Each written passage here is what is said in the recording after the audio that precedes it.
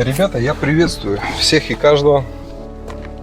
Я долго готовился к этому видео, но готовился не текстом, а мыслями, душой.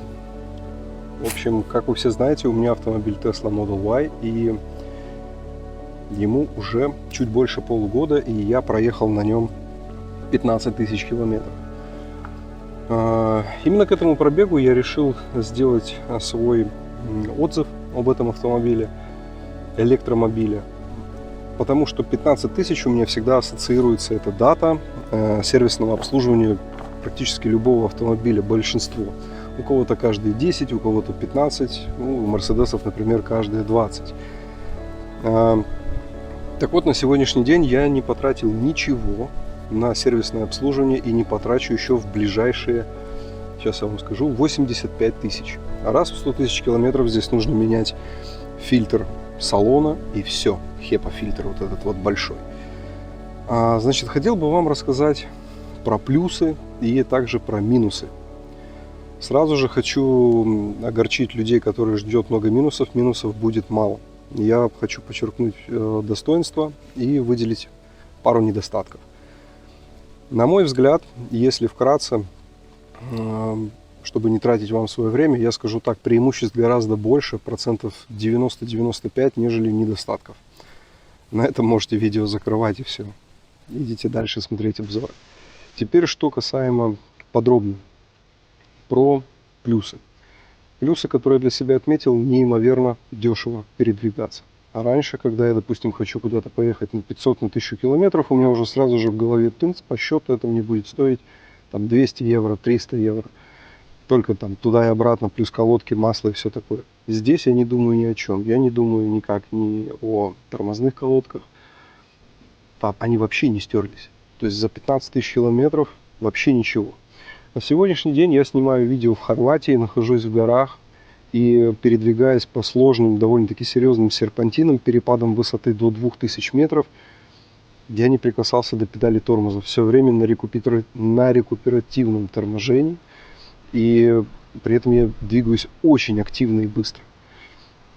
Поэтому один из самых основных плюсов у электромобиля, и особенно у Теслы, это ее способность торможения моторами. Я управляю одной педалью газа. Это вообще неимоверно божественный плюс. Это неимоверно классная технология. Значит, если я еду на автопилоте и, скажем, еду в горку, а потом горка переходит в спуск, автопилот, он четко подбирает тягу и рекуперацию. У вас никогда не будет 49 или там 51 км в час. Она будет идти ровно 50, вот как вы выставили, к примеру, по автопилоту или как требует того дорожный знак. То есть плавность неимоверная. Если вы поднимаетесь в подъем, очень сильный подъем, там под 45 градусов в горах, братцы, машина, вот если вы бросаете педаль газа, она прям вот останавливается неимоверно нежно и плавно, нету никаких клевков, нету ничего. Недостаток. Значит, штатные колеса, вот у меня стоят 19-е. Оригинальные колпаки имеют отступ порядка 3-4 мм. И в заподлицо с кромкой диска. Диски поцарапались сразу. Водительская сторона у меня вся целая, пассажирская чуть-чуть покорябана. Блин, это неизбежно. Поэтому, что может решить этот вопрос, обязательно ставьте сразу же колпаки, которые идут вровень с резиной. То есть, если вы где-то зафигачите свое колесо об бордюр, комплект этих колпаков стоит 70 евро, купите еще и по одному будете подкидывать, менять. Я особо в этой трагедии не вижу, да и выглядит гораздо лучше. Это Tesla Model Y полноприводной версии. Я взял полный привод, потому что я знал, что я буду ездить по горам летом, когда прекрасное море, и также, когда будет зима, лютые снега. Обязательно сниму отзыв после зимы. Сейчас это обзор после лета. Что я хочу сказать? Полный привод, это безусловно, это большой-большой плюс. Он работает очень качественно и грамотно. Как бы я ни жал педаль газа в пол там или еще как-то, да, и когда присутствуют вот такие камни, она всегда оптимально делает разгон.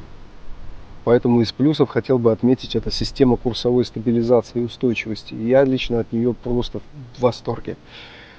Вообще, на самом деле, у меня было очень много автомобилей, от дешевых, заканчивая очень дорогих. Я не имею в виду там всякие Макларены, а имею в виду там Lexus 450, 570 LX, Toyota, Prado, Land Cruiser 200. Многие машины у меня были на перепродажу, я их покупал, катался и продавал. Вот. На каких-то ездил, там, Chevrolet Tahoe, Cadillac Escalade, очень много разных автомобилей. Поэтому меня машиной не удивишь. Но вот этот автомобиль, электромобиль, я, если честно, поражен, как он каждый день меня удивляет.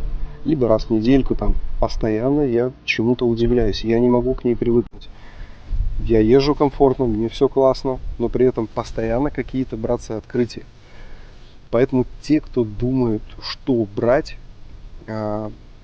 хочу вам дать очень мое мнение, да, наверное, совет, полезно или нет, решать вам.